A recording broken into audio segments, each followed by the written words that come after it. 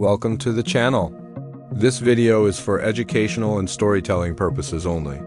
The events we're about to discuss are part of a real-life case, shared to help you understand how interrogations work and how intense psychological pressure can affect people, especially when they're in a vulnerable state. Now, let me ask you something. What happens when someone at their absolute lowest point is placed under extreme pressure, and instead of panicking, they choose silence? This is the story of Jeff Pearson, a man who, back in 2011, found himself in an interrogation room facing serious accusations, experiencing physical distress and undergoing intense questioning from law enforcement. This video does not encourage or condone illegal activity. Instead, it highlights how knowledge, self-control, and awareness can dramatically influence outcomes during high-pressure situations. Let's set the scene. In 2011, an armed robbery took place at a convenience store. Police responding to the incident were sweeping nearby areas, searching for any signs of the suspect. During their search, they heard a noise coming from inside a house and decided to enter. There, they encountered Jeff Pearson. Believing they might have found their suspect, the officers brought him in for questioning.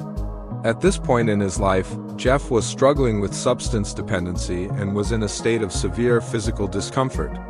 He appeared exhausted, vulnerable, and completely drained. But here's the thing, vulnerability doesn't always mean helplessness. Once inside the interrogation room, something interesting happened. Instead of reacting with fear or anger, Jeff remained remarkably calm and composed. He didn't let his emotions take over. His focus shifted to simply understanding what was happening around him. He asked basic, clarifying questions and listened intently to everything the officers said. This initial moment is crucial because interrogations are specifically designed to apply psychological pressure, often targeting people when they are already stressed, confused, or tired. The goal is to create an environment where a person feels compelled to talk. Law enforcement proceeded to read Jeff his rights and then attempted to engage him in a conversation, hoping to build some kind of rapport. The tone of their questioning shifted back and forth from calm, friendly discussion to firm, authoritative commands. This is a very common interrogation technique, often called good cop, bad cop, or a similar variation. It's designed to keep a person off balance and encourage them to cooperate with the friendly officer. However, Jeff chose not to engage beyond acknowledging that he understood his situation. He listened, but he did not offer any information. He simply sat in silence. After some time, the initial questioning paused, and Jeff was temporarily moved to a holding area. A few hours passed. Then, the officers brought him back to resume the interview. By this point, Jeff's physical discomfort had significantly increased. He was feeling very unwell, and he made a request for medical assistance for his condition. This is an important detail. It highlights the right to health and safety while in custody. Regardless of the circumstances, your well-being is a priority. Jeff's request was a clear assertion of his basic needs in that moment. During the continued questioning, Jeff's strategy remained unchanged, but he clarified his position. He calmly and clearly stated that he understood why he was there. He understood the purpose of the interview, but that he would not be providing any statements without proper legal support. He then maintained this position with unwavering consistency. He wasn't argumentative. He wasn't defensive or disrespectful. He simply stayed quiet, calm, and respectful, repeating his stance when necessary. This approach is often discussed in the study of interrogation psychology. Many interview methods rely on creating fatigue, using repetition, and applying emotional pressure to wear a person down. While these techniques are legal, they can be incredibly overwhelming, especially for individuals already under immense stress from their personal circumstances or the situation itself. Jeff's calm and quiet approach effectively prevented the situation from escalating. He didn't give the interrogators any emotional reactions to work with.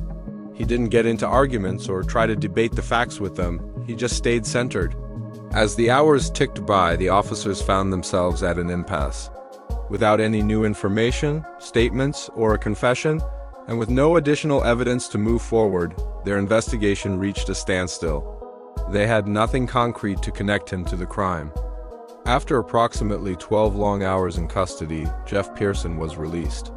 The lack of evidence meant they had no legal grounds to hold him.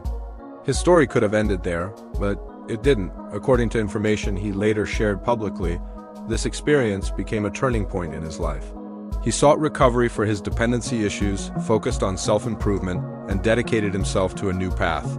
He even began sharing his story and experiences online, creating content to help others understand how interrogations work, why it's so important to remain calm, and the power of being informed about your rights. This story isn't about finding a way to avoid responsibility, it's about awareness. It's a powerful illustration of how high-pressure environments are designed to work, how they can affect people, and why understanding your situation is one of the most important tools you can have. Jeff's case shows that even when you feel you're at your weakest, a calm mind and a clear understanding of your rights can make all the difference. It demonstrates that you don't have to be a legal expert to navigate a difficult situation. Sometimes, the most powerful response is disciplined silence. If you found this story informative and this breakdown helpful, make sure to stay connected with the channel. We have more real-life cases, educational breakdowns, and awareness-focused content coming your way very soon. The goal is always to learn and be better prepared. Thank you for watching. Stay informed, stay calm, and take care of yourself.